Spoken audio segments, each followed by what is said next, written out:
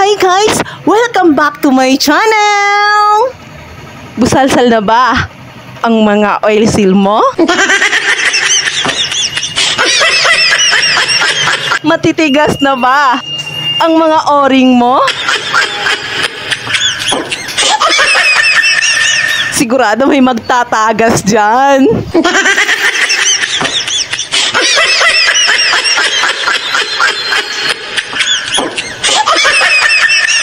Solusyonan natin yan guys. Pero bago yan, gusto kong ipaalam sa inyo na dito sa mga videos na ini-upload ko, dagdag ka naman na makakatipid ka ba? Bakit? Dahil di mo na kailangang pagawa sa iba. Dahil ikaw mismo ay kaya mo na. So ayan na nga po guys, Wave Alpha ang gagawin natin sa ngayon. Problemado si kuya kasi nagtatagas nga daw yung ilalim ng kanyang magneto. So ayan. Kaya sa ngayon ay makikita nyo guys na binabaklas ni mekaniko, binubuksan ni mekaniko yung mismong magneto ng kanyang motor. Okay? So para ayusin natin yung mga andya dyan sa loob na medyo nagkakausa kung bakit nagkakaroon ng tagas ng langis. Pero kasi guys, kung tutuusin, yung magneto dapat ay walang langis. Alam nyo ba yon? Okay? Kasi yan, yung magneto ay binubuo ng ating stator. Tsaka may mga oil seal din at tsaka o-ring dyan po sa loob. Ano? So habang kinakalas-kalas ni mekaniko yung mga parte ng ating magneto, ay alamin nga natin ano nga ba yung kahalagahan ng ating magneto or kilala sa tawag na flywheel. Or diba? So ang magneto guys ay ang nagpo-produce ng kuryente sa ating mga motor, okay? Na kung saan ay napapaingkutan siya ng mga magnet. Ano? At ang mga magnet na yun sa loob ay siyang katulong din ng stator sa paggawa ng kuryente na isusupply papunta sa CDI or sa katawan ng ating mga motor, okay? Sa puntong yan guys ay gumamit si mekaniko ng socket. Yan, size 14 yan guys. At saka ang ikot niyan ay pakaliwa, okay? So kailangan mabaklas muna natin yan, dyan. Kasi marami pa tayong kakalasin sa likod niyan, okay po? So ayan, ulitin ko po, no? Gagamit tayo ng magneto puller, okay? So habang nagkakalas si mekaniko ng ating mga parte ng ating magneto guys, so ipapakita ko muna at alamin muna natin palang kung ano yung magneto kit na sinasabi ko kanina pa, no? So ito po yung sample ng magneto kit natin guys. Binubuo po siya ng mga o-ring at saka oil seal po, no?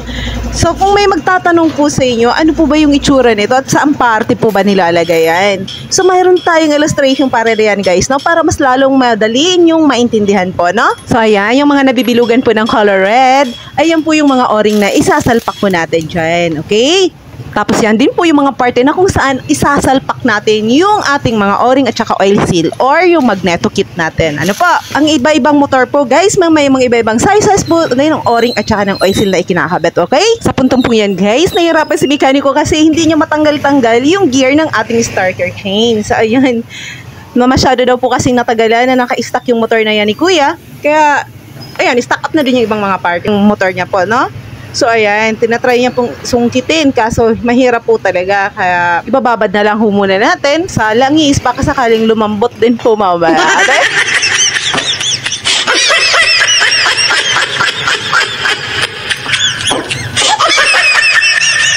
Ginagawan din po sana ni mekaniko ng paraan, iniipit-ipit, sinusungkit-sungkit, pinupukpok-pukpok ng konti para matanggal po sana yung gear natin, no? Kaya lang po, parang nabungi-bungian na din yung gear na yan. Gawa ng pinersa po yata ng unang mekanikong humawak po niyan. Tapos na-stuck pa yung motor ni kuya. Talagang nahirapan na po, ano? Ganyan. Kaya pakiusap guys, wag nyo na pong patagalin, no? Wag nyo i-stuck ng matagal. Kasi hindi niya matanggal to. Pinakpok niya, oh. Sinamahan niya yung ipin sa loob. So yun, nahirapan yata yung unang mekaniko talaga dyan guys sa pagtanggal niyan. Kaya hindi niya pinersa niya. Kaso nabusalsal naman po yung ngipin-ngipin po ng ating gear. So ayan. So kaya medyo mahirap talaga po, no? Sana nga lang matanggal po. Pero pagka hindi talaga, gagawa na natin ang paraan yan, no? Kailangan natin siyang tanggalin or palitan na po talaga, no? Yan, ang hirap talaga pagka na-stack up na guys, no? Pagka na-stuck yung motor ninyo, ang hirap na. Kaya pakiusap guys, wag nyo nga hayaang hindi magamit yung inyong mga gamit, okay? Kasi pagka ganyan, mas malaking gastusan na yan.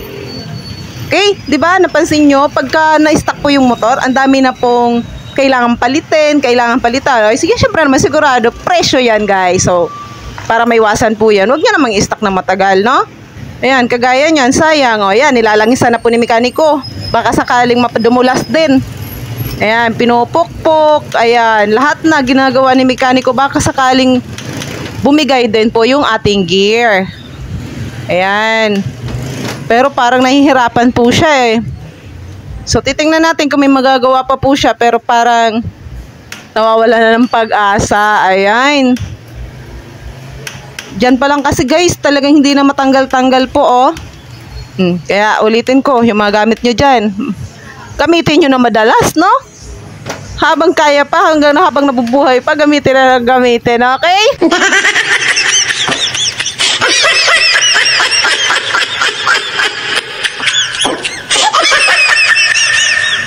Kayo talaga, iba na naman yung nasa isip yung buhay. O, yan, gamit. O, yan, o, gamit. O, ha?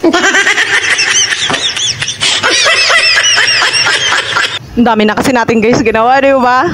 Inipit-ipit, sinungkit-sungkit, pinupuk-puk-puk-puk. Nilagyan pa ng pampadulas. Wala pa ring effect. Ano ba yan?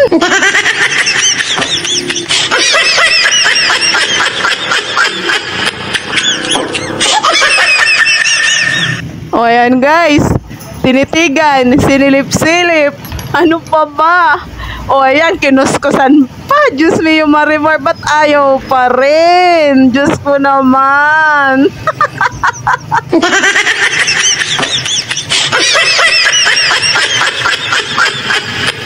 So ayan guys, subukan na nga muna natin ding ibabad na muna siya sa langis, no? Sa pampadulas, no? Baka sakaling bumigay. Pero pag hindi talaga, puputulin na lang natin yan guys, no? Ayan.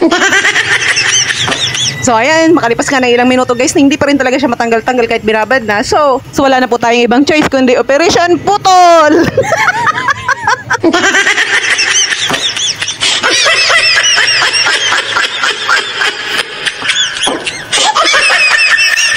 Ang problema nga lang guys, kapos si kuya sa budget, kaya hindi niya mapapapalitan ng bago. Pero okay lang naman guys, pwede naman natin gamitin kahit walang starter chain. Yun nga lang, hindi po natin magagamit yung starter switch or yung starter button natin, okay? So mangyayari, kick-kick lang din tayo, ano? So ayan, so ang ginagawa na lang po ni mekaniko diyan, nililinis niya po lahat ng parte. Tinanggal niya doon sa magneto para maging malinis po siyang lahat. Matanggal yung mga langis-langis natin. Hindi naman siya kasi kailangang madudulas eh. So tatanggalin natin, tapos papalitan na natin yung mga oil seal po yan. Yan, kagaya ng ginagawa niya ni mekaniko.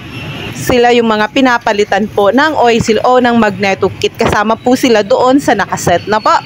So ayan, nilinisan lang po natin kasi nabaklas na din naman. So ayan, nilalagay niya na po yung malaking o-ring po dyan guys. Diyan po yung kinakabitan ng malaki nating o-ring doon sa magneto kit. Ayan, tapos yan yung oil seal din. At unti-unti nang ibinabalik po lahat ng pyesa na tinagal natin kanina, no? Ayan, so sisiguraduhin lang po nating lapat na lapat po yung pagkakalagay ng bawat pyesa. Ayan, tapos tinotornilya niya na po pabalik yung yung mga binaklas natin kanina, no? So ayan, patapos na nga tayo guys. Ayan, ganyan lang po kasimple. Okay, doon lang po tayo nahirapan sa pagbaklas ng gear ng ating starter chain. Okay? So ayan, okay na po siya. Patapos na yan guys. Counting kembot na lang po yan. Ayan, so naikabit na natin yung mga o-ring natin. Ayan, so okay na. Binabalik-balik na lang po. Wala na tayong problema doon. Ulitin natin, wala si kuyang starter chain. Hindi may kakabit yung starter chain kasi yung gear niya ay sira. Hindi rin natin maibabalik na yun kasi hindi na nga po pwede. Ganun din, hindi niya rin magagamit yung kanyang starter switch. Okay? Ganyan lang po yun guys. Napakabilis lang po. Pero may napakalaking bagay, napaka-importanting function siya sa ating mga motor. Okay? Yun, ayan, pag-produce ng kuryente. Ayan, so, ayan. Binabalik na lang po niya yung mga starter guide na tinanggal natin kanina, no? So, ayan, patapos na. Okay na yan. Mabilis na lang po yan, guys. Okay, titingnan na lang ho natin kung paano binabalik ni mekaniko yung ating mga pyesa na binaklas kanina. So, kung paano natin binaklas kanina, ganun din ho natin ibabalik. Yun nga lang, syempre malinis na, hindi na kagaya ng kanina. Ayan, so i-check na lang ho natin yung mga maliliit na parte ng ating Bendix drive assembly kung kompleto po ba. Ayan, pagka kompleto, di okay na, isasalpak na po natin. So ayan, yung mga maliliit kasi kailangan guys, may balik nyo yan mabuti, may balik lahat, yung tipong walang malalaglag or maiiwan po dyan para magamit po ng maayos natin yung ating motor. So, ayan yung Bendix Drive Assembly po natin. You know? So, ayan.